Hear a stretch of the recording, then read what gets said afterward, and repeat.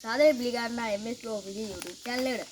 අද මම මේ බස් එකේ full review එකක් දෙන්නයි ආවේ. channel එකට අලුත් කෙනෙක් නම් channel එක subscribe කරලා bell icon එක click කරගෙන වීඩියෝ එක හොඳයි නම් like button එක press කරලා හොඳට comment කරන්න අමතක කරන්න එපා. එහෙනම් දැන් අපි වැඩි කතා නැතුව යමු වීඩියෝ එකට.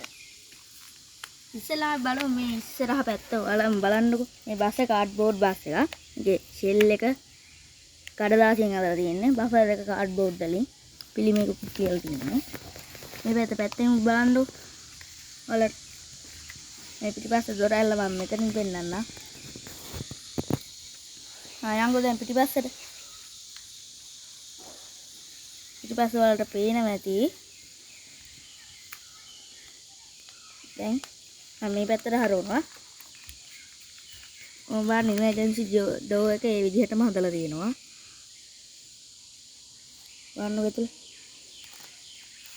දැන් මෙහෙම මේ ඩ්‍රයිවිං සීට් එකට ආවම සයිඩ් ඩෝර් ස්ටියරින් වීල් ඒ විදිහටම කරගෙව්වා ඇති.